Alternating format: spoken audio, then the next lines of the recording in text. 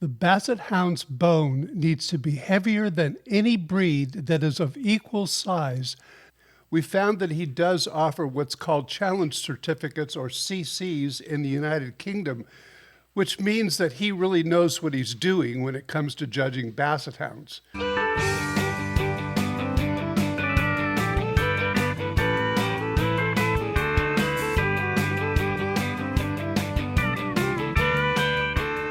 If you're passionate about Basset Hounds, this podcast is for you. This is WOEBGON, the Basset Hound podcast. I'm your host, Don Bullock. This is episode 8 of WOEBGON, the Basset Hound podcast, which, according to many researchers, marks a special milestone in this podcast. According to the research I've seen on podcasts, most podcasts don't go beyond 7 episodes. I'm very excited about what I've done so far, and I'm looking forward to many more episodes.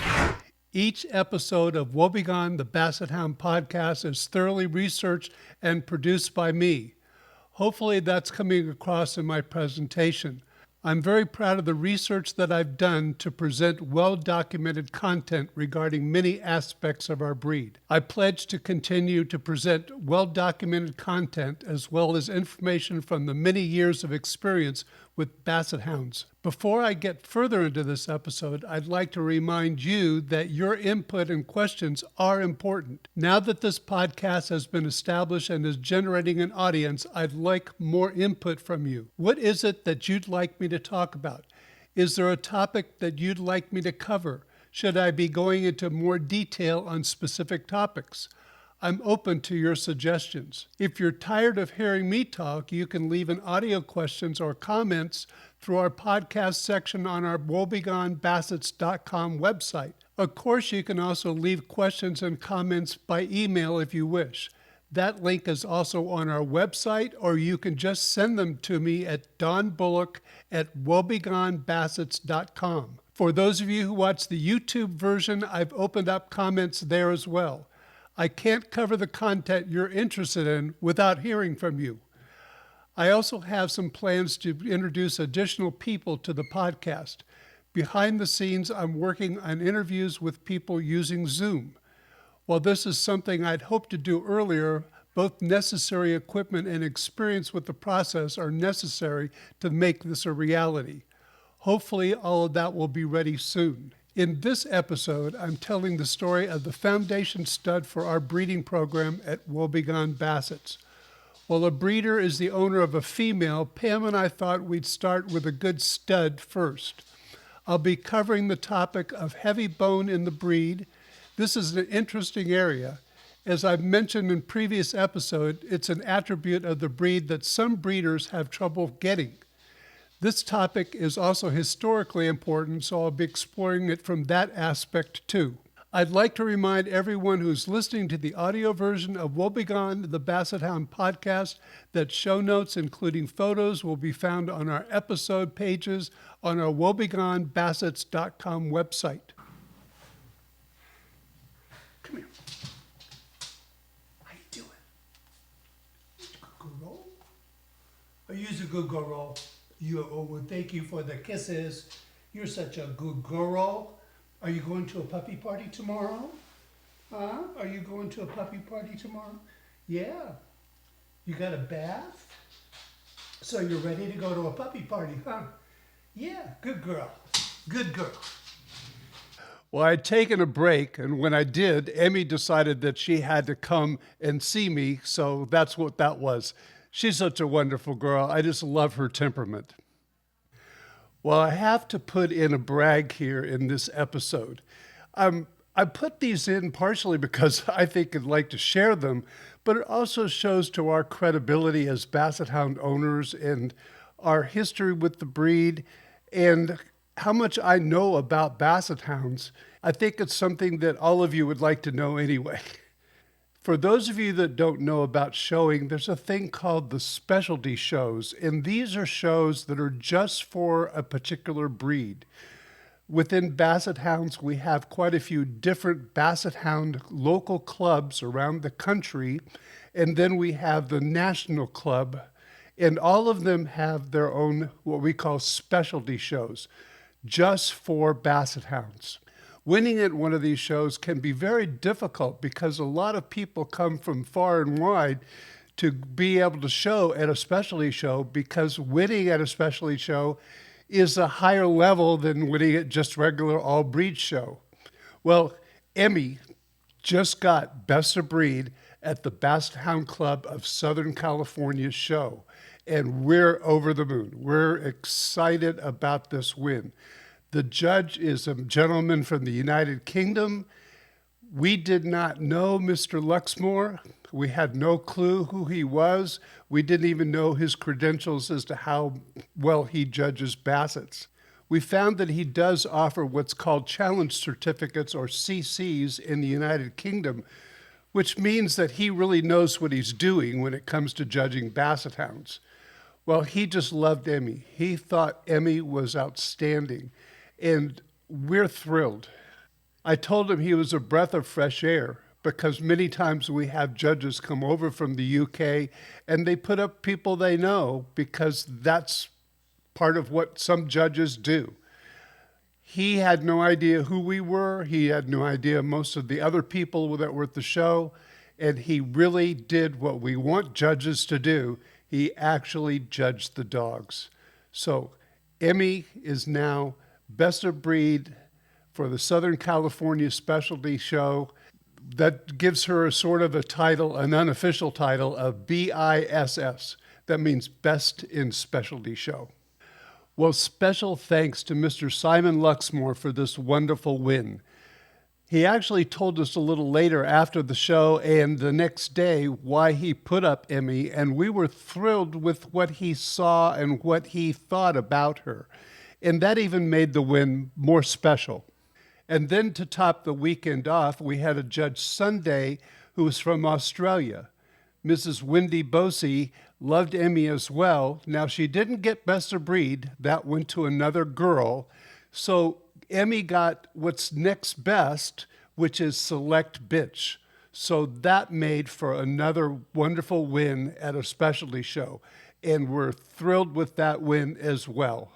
So when you think about it, we had judges judge our specialty shows that are from literally opposite sides of the earth, and they judged all the dogs, and Emmy got similar results from both of them. A Best of Breed and a Select Bitch. You can't do much better than that, folks. For those of you watching the YouTube version, I'm wearing one of the new t-shirts that are available through our website, WOEBGONBassets.com. This is the more expensive choice. I already knew what Gildan shirts were like, so I wanted to see if these are as good as they claim they are. It's a really soft fabric. If you wish to support the podcast, please consider buying a t-shirt. Thank you very much. Back when we had Sam and Buddy, we used to take our dogs every year to the pet expo that was at the LA Fairplex Fairgrounds. It was a great event, and it gave us a chance as a club, the Basset Hound Club of Southern California, to show other people in the public what our dogs were really like. It was a great event. The dogs loved it. We enjoyed it. Thousands of people came by our booth every year. The gentleman who ran the Pet Expo gave our club a free booth every year, and the booth he gave us was an extra large one for some reason. In the booth, we set up a large X pin for all the Bassets to be in. Fortunately, we have a breed where something like this is possible. Our Bassets all got along together, and they could be trusted as strangers approached them. Of course, one of us was always next to the Bassets so we could talk to the people and monitor the Bassets, but that really wasn't necessary. Of course, those that wanted to be petted went up front where the people were, and those that needed a little bit of a rest moved to the back, and they stayed more closely to us. But it really was a great experience for us. One year, Sue Shoemaker brought a girl with her.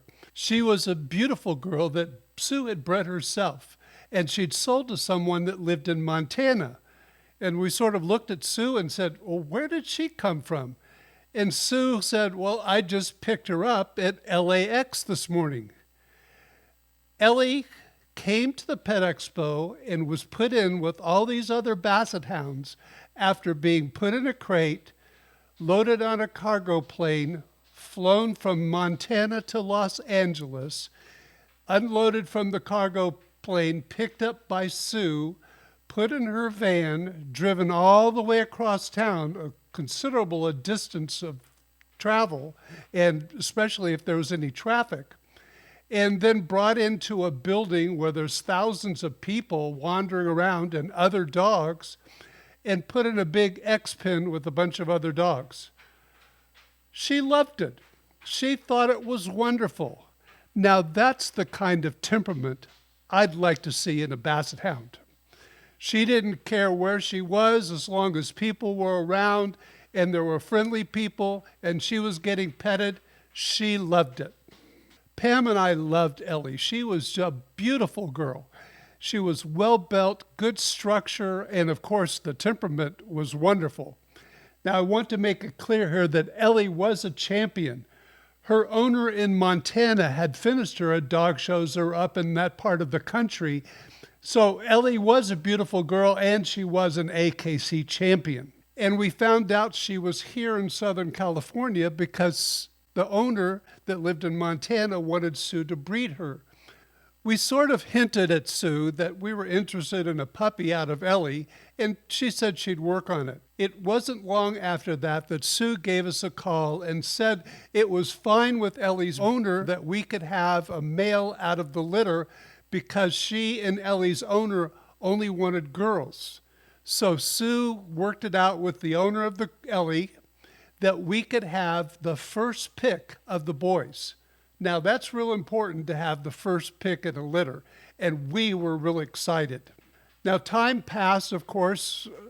Sue had to do the breeding, then she had to make sure that there were puppies, the whole rigmarole that we go through, the ultrasounds and the x-rays, and of course whelping the puppies. But finally, Sue did have a litter on the ground, and she really liked what she saw. Now, we weren't able to go see them right away. The reason we weren't able to go see them right away is there's a virus called parvovirus that's very common now. It used to be that it wasn't around, but now it's very common, and so the parvovirus is something that you have to protect your puppies from. They're very susceptible to it. So Sue had a rule that no one could come visit the puppies until they were a certain age. So we waited for that age, and then Sue let us go by and start visiting.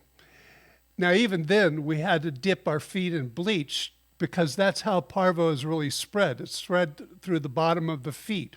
I have no idea how many times we went over to Sue's house. I'm sure we went over there a lot of times. And we looked at the puppies, and there were 4 boys. Now, one had a hernia on his scrotal hernia. And we weren't quite sure about that. We weren't quite sure if AKC allowed scrotal hernias to be repaired and have the dog still shown. That was sort of up in the air. And we also just weren't sure about him as a boy.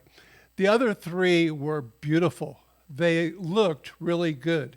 And as they developed, Sue said that all 3 of them could be shown and would probably easily finish their championship. So we had 3 boys to pick from out of the 4. We kept looking at the boys. Now, one of the boys was a little more refined, a little lighter bone than the other 2. One was much bigger, had a lot more extra skin and goop. He had very heavy bone, but he was a little, what I would call overdone for a Basset Hound. Still a beautiful boy. And then there was one in the middle. Now, we kept looking at all 3. We also found out that there were 2 other families or couples that were interested in the boys, and they needed to wait until we made our choice before they could start making their choice. But we still held off until Sue and Andy said, it's time, you need to make your pick. Talking to Sue, we understood that the one that was a little lighter in bone, a little more refined, would most likely finish his championship first. He was more the type that the judges of the time were really looking for. And the one that was a little what we might call overdone, had a lot of extra loose skin and pretty heavy in bone, might be a little too much for us to start a breeding program. And that's really what we wanted. We wanted a male to start our breeding program. So we settled in on the middle boy, and we called him Moose. Now, Moose's registered name was Shoeflies, that's Andy and Sue's kennel name, Royal, the kennel name of Ellie's owner, Moosehead.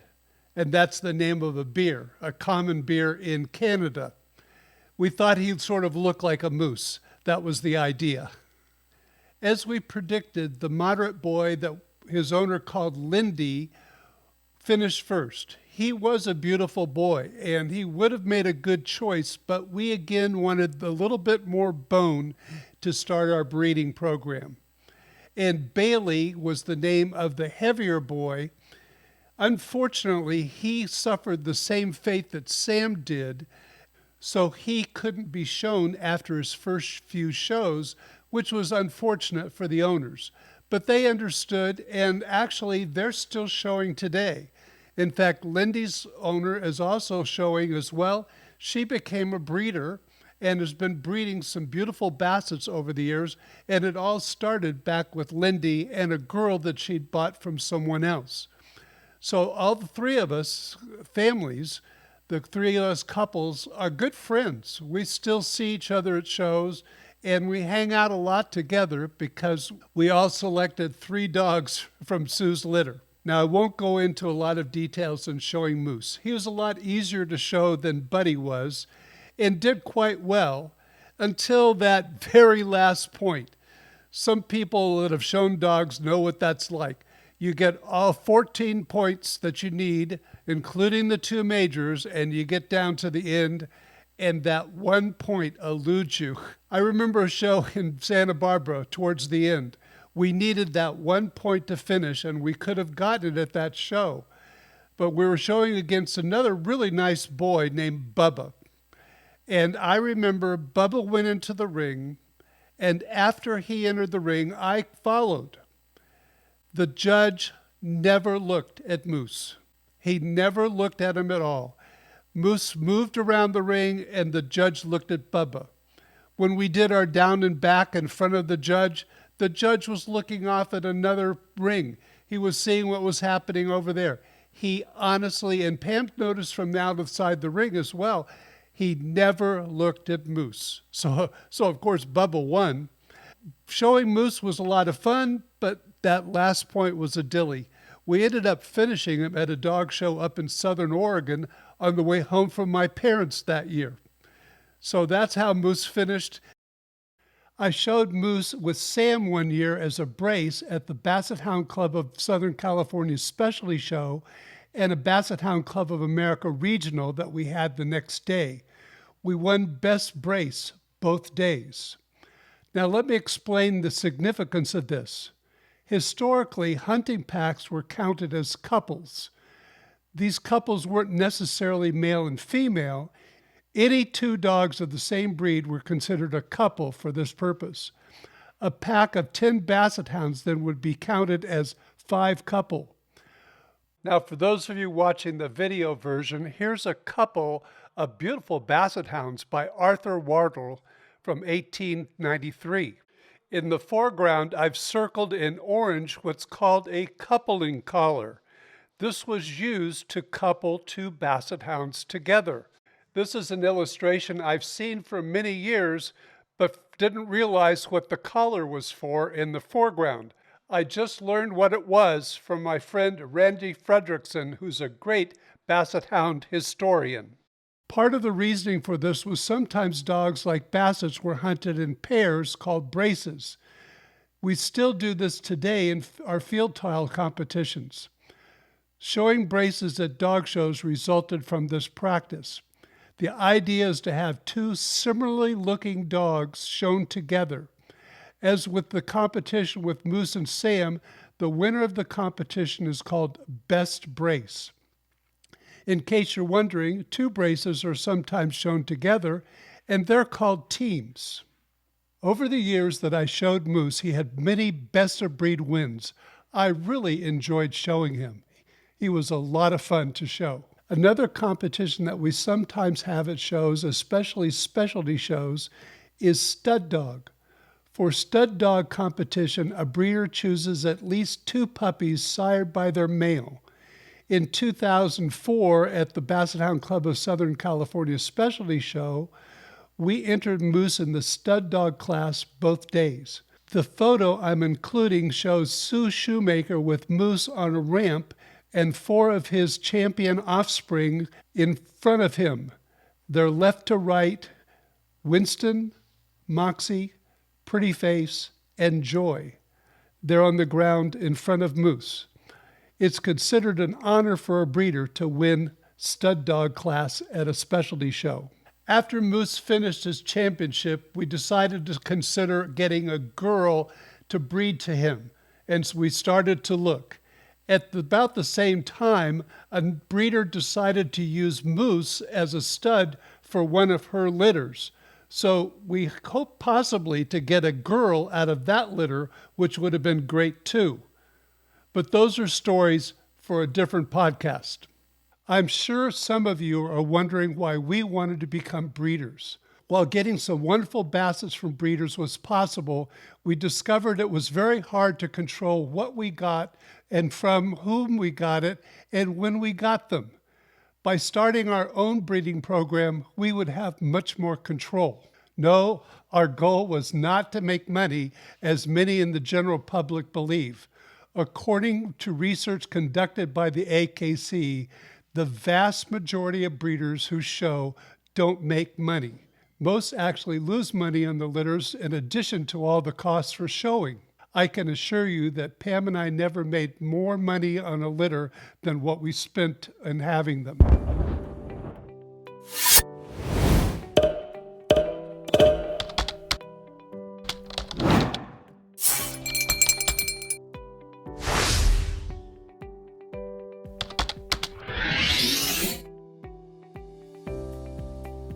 Since I mentioned heavy bone when I was describing Ellie's puppies, I thought I'd cover that part of the AKC standard where that appears.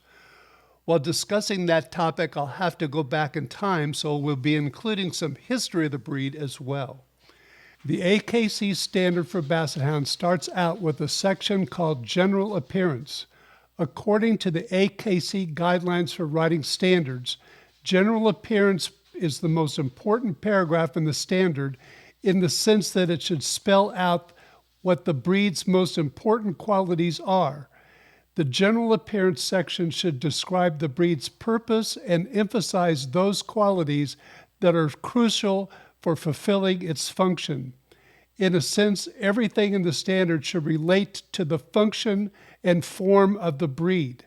Remember, the general appearance section of the standard is not the standard. It's a place to cite the breed's most important qualities.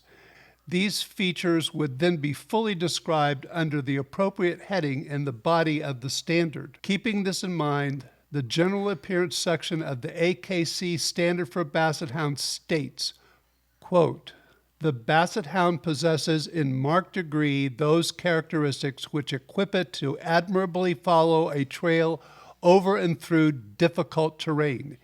It is a short-legged dog, heavier in bone, size considered, than any other breed of dog, and while its movement is deliberate, it is no sense clumsy. In temperament, it is mild, never sharp or timid. It is capable of great endurance in the field, and it's extreme in its devotion." End quote. For this discussion, we'll be concentrating on the phrase heavier in bone, size considered, than any other breed of dog. That statement originated in a little different form many years ago. The following is an excerpt from the chapter on Basset Hounds in Castle Hill's Illustrated Book of Dog, published in 1881. This perhaps is the very first extensive description of Basset Hounds in England, written by Sir Everett Millis. I introduced this description in episode 7. The very beginning statement in Millis's description states, quote, "The The Basset, for its size, has more bone perhaps than nearly any other dog." End quote. So over the years, the description written by Millis has been refined a little to make it more explicit that no other breed, when considering the size of the dog, has heavier bone than a Basset Hound. That's pretty heavy bone. Margaret Walton's 1993 book, The New Basset Hound, reads, "One must always remember the operative words here are size considered. Judges should not think just because of the wording heavier in bone that the Basset Hound should have more bone than a St. Bernard. We have to note that the standard says size, not height. This is where, in my opinion, some people go awry. In recent years, some have stated that a bone in a Basset Hound needs to be only a little heavier than a Beagle. This certainly makes my list of standard myths. The Basset Hound's bone needs to be heavier than any breed that is of equal size, not just hounds, which is something that I've seen articles say as well. This statement clearly states that any other breed of dog, that means you look at the body of the Basset Hound and compare it to any breed that's approximately the same size. Just think of all the breeds that are approximately the same size as a Basset Hound. Remember that they can be fairly large dogs and be quite heavy for their height. Even Lord Galway's description dispels this myth. Remember in his letter to Heseltine, he stated, quote, "They were long, low hounds shaped much like dachshunds, with crooked forelegs at the knees and with much more bone and longer heads than beagles." End quote. Much more bone is the important phrase here. I like the following quote from Mercedes Brown in regards to the amount of bone a Basset Hound should have. Quote, "There's not much elaboration necessary here. Heavy bone followed by is in no sense clumsy should rule out slobs and that cannot make it around the show ring, let alone spend the day in the field." End quote. She said this because early on Bassets were bred for hunting on foot. Many authorities feel the Basset was a result of a mutation in the St. Hubert strain of hounds. This genetic deviation produced a short-legged dwarfed hound whose slower movement and low-set form was to prove useful to hunters on foot in search of small game. With its long ears helping to stir up the scent, packs of Bassets were used to drive small prey such as rabbit and hare from dense undercover to open terrain where hunters could move in for the kill with spears, nets, or clubs. And as shown in the illustration that I'm using for the video version, they used guns when those became available. That heavy bone was necessarily partly due to the fact that Bassets were bred to flush game from dense underbrush. The strong, dense bone was necessary for them to forge their way through the bushes. They certainly couldn't jump over them. While I realize there's a difference between the Kennel Club FCI standard and the AKC standard for Basset Hounds, the following statement is found in the Kennel Club FCI standard. Quote, "General appearance, short-legged hound of considerable substance, well-balanced, full of quality. It is important to bear in mind that this is a working hound and must be fit for purpose.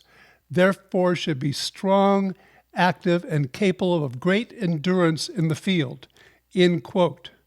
Then under forequarters it states, quote, "Forelegs short, powerful, with great bone."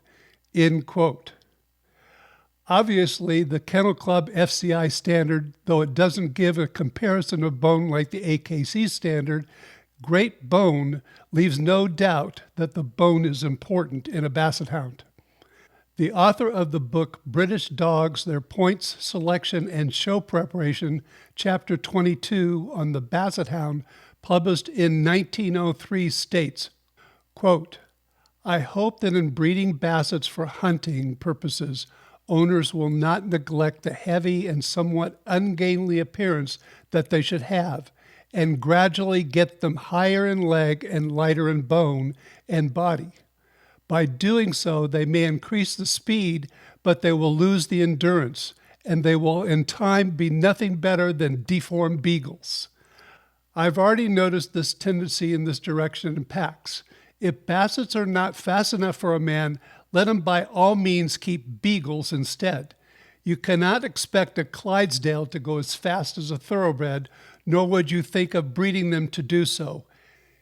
Keep each to his real work. Both are good, but their style may suit different tastes. End quote. This statement is something that still crops up today.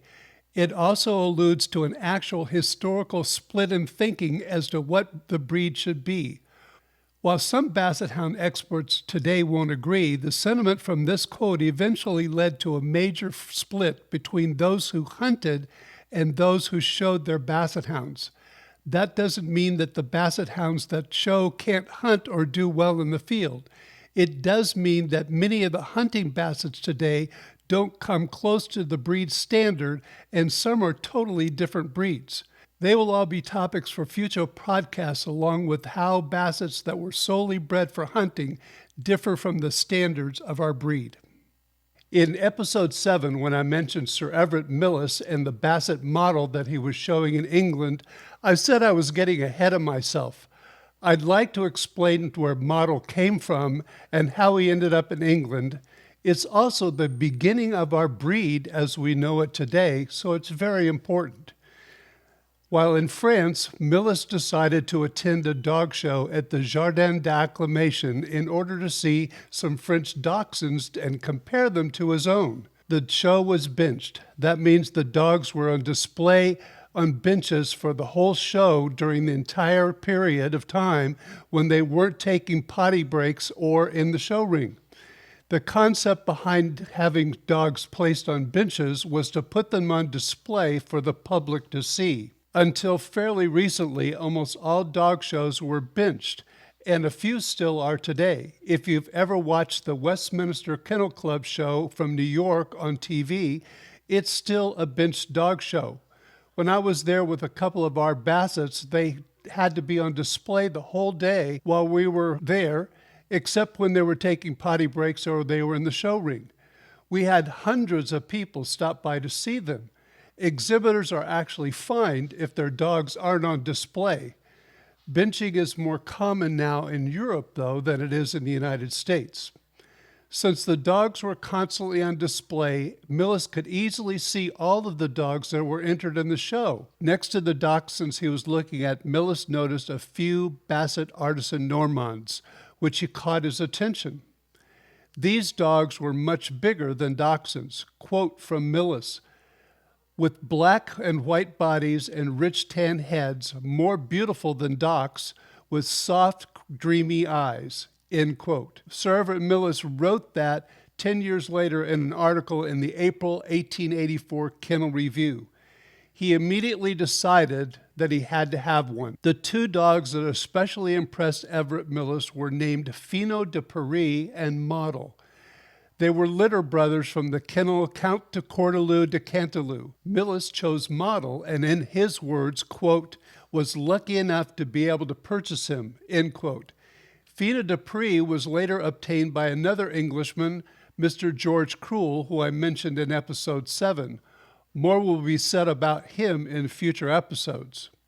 What's important to note here is that both Model and Fino de Paris figure extensively in the development of the modern Basset Hound. Practically all Basset Hounds today are descendants of these two Bassets. Now, before I move on, though, I'd like to show you this pedigree, and it's for a dog, Nicholas. You can see here that you have all the ancestors of Nicholas listed out to the right. This is a typical pedigree that you might see on an AKC dog today. Nicholas is on the far left, circled in blue. You have the first generation, then the second generation, the third generation.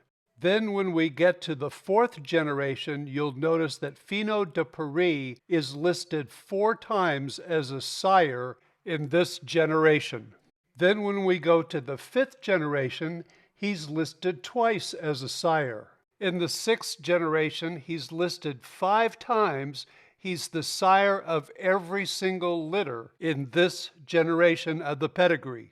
Then on to the 7th generation, we have the same situation. Fino de Paris is the sire for all the litters in this generation. Then to top this off, if you go back to the 5th generation, you'll notice that Model, circled in orange, is the sire of one of the litters in that generation.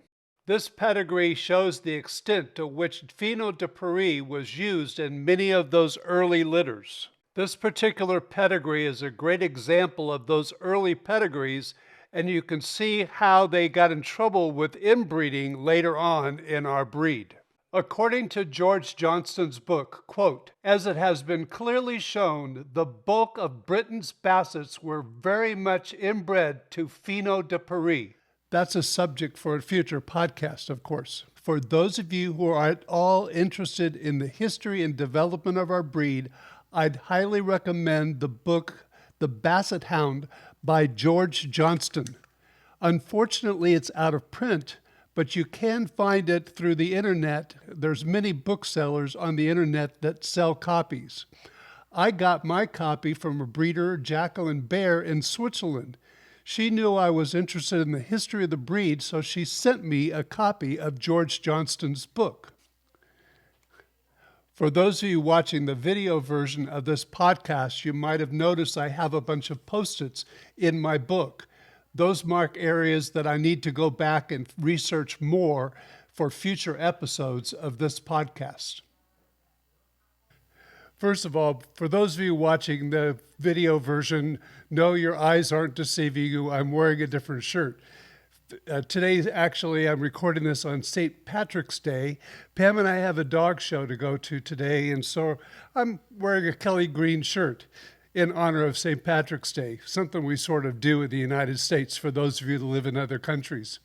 This segment for the podcast is the questions from a listener. I have a question from Susan. She said, before we knew we were getting a puppy, we booked a trip to Norway for 2 weeks in July. The puppy will be 6 months old in July. My question is, will leaving the puppy for 2 weeks during the stage of development result in setbacks with bonding or training? How can we overcome any setbacks that might occur?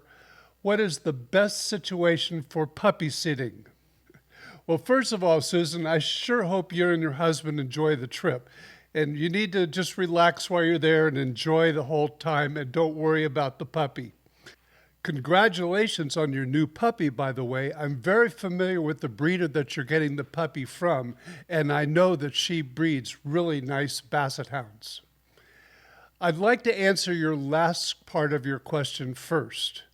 What's the best situation for puppy sitting while you're on your trip? My first suggestion to you is to see if the breeder will take care of your puppy. That would be the best choice.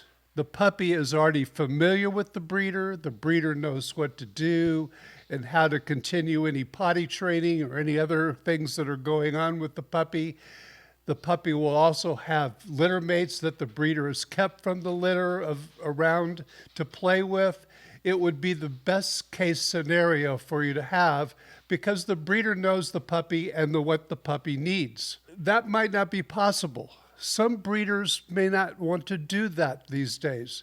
There's a lot of liability involved. That's something that Pam and I used to do. When Pam and I bred litters, we had a clause in our contract saying that the puppy was welcome to stay at our house if the family needed that kind of service. We had a fee, of course, for the service, but it's very nominal. It was much less than a commercial kennel would charge or a puppy sitter or any other kind of situation where the person would have to hire someone to take care of their dog. We did have people take advantage of that service over the years, and it was always fun to see the puppies come back to the house and be with all of our dogs again. They loved it. My second choice for you would be if you have a relative that could take care of the puppy. I know you said you had children. Maybe one of them is very familiar with the puppy, can come to your house and stay with them. Any relative that you have that's familiar with the puppy and the puppy knows very well and can come to your house and stay at your house would be the really good scenario as well. I'd strongly recommend that as a possibility. Now, the puppy could also live with them at their house, and that would be fine too, especially if they kept the same kind of setup that you have at home with the same bedding, exercise pen, toys, and all of the things that they could take those to their house and have them at their house. That would be great as well. Whenever we had to leave dogs at home when we traveled, Pam's parents took care of them for us. Our dogs were very familiar with them, and they enjoyed taking care of the dog. They actually came and stayed in our guest room while we were gone. If neither of these are possible, then hiring a pet sitter is another option. A place to find one might be your veterinarian's office. Sometimes the vet techs who work at these vet offices offer that as a service. The fact that they already know your puppy and your puppy knows them, and the fact that they're well trained in taking care of dogs are great positives for that.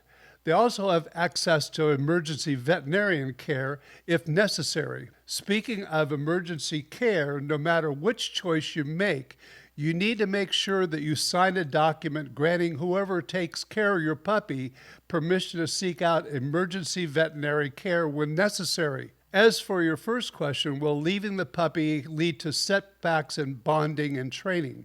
First of all, puppies are very resilient. As long as they have great care from whoever's taking care of them, they should do just fine. Having said that, your biggest issue may be potty training. I don't know where the puppy is going to be in that process. The more the person who cares for your puppy carries out the same procedures that you use, the better off you'll be in that particular process. Like I said, I have no idea where the puppy will be in that, but that might be a problem. The puppy won't really notice the difference in you or them, believe it or not. They'll be just fine. Once you get home and continue working with the puppy, things should be fine. I'll know you provide abundant love and attention for the puppy once you get back home. Thank you, Susan, for those wonderful questions. I know you're excited to get the puppy, and Pam and I are actually excited for you as well. Pam and I certainly wish you the best with your puppy. We know you're going to have a great time with her, and you're providing a wonderful home for your new puppy. Now, if any of you have any questions out there, please let me know. I'm waiting for your questions. I'd love to answer them on the podcast. You can leave an audio version through our website, WOEBGONBassets.com. There's a link on the page that allows you to click on it and leave a verbal question. You can ask it and I'll play it on the podcast if that's what you would like to do. Or you can do what Susan did and just email me through the website or at donbullock@WOEBGONBassets.com. I'm really looking forward to hearing from you. Now, I guess I better get going here and see what I need to do to help Pam, and we need to pack up Emmy and head off to the dog show. We have an unusual show time today. Usually we show in the morning, and today we're not showing till like 1 o'clock. The quote for this episode is by Konrad Lorenz. He's a biologist, zoologist, ethologist, which is a study of animal behavior, and ornithologist, which is the study of birds, and shared the 1973 Nobel Prize in Psychology or Medicine. His quote is, "There is no faith which has never been broken except that of a truly faithful dog." I'm sure many of us have experienced that in our lives. We've had dogs that were truly faithful to us. I hope you all enjoyed hearing about Moose. You'll be hearing more about him on future podcasts when I talk about breeding. He was a super dog that we were very fortunate to have. Next on WOEBGON, the Basset Hound podcast, I'll introduce our first female Basset Hound that became the foundation of one of our lines of Bassets, and other topics as well. Remember the t-shirts, by the way. If you want a t-shirt like the one I have, you can buy it through our website, WOEBGONBassets.com. For now, we have them in Gildan and one that's from Bella Canvas. This is the one I'm wearing. Please share the podcast with others. That's the best way for it to grow.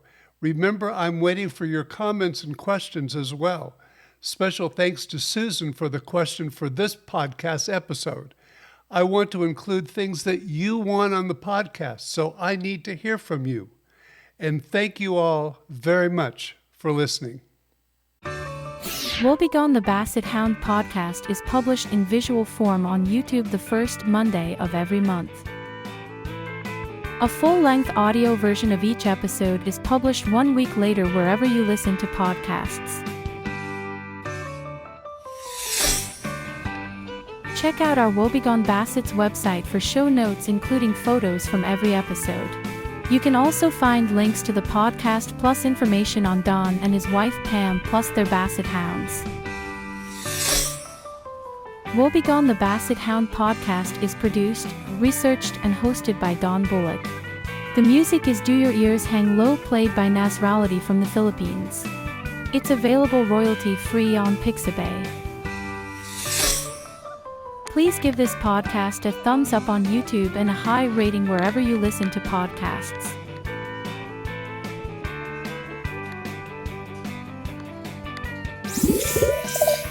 Until next time, this is Don.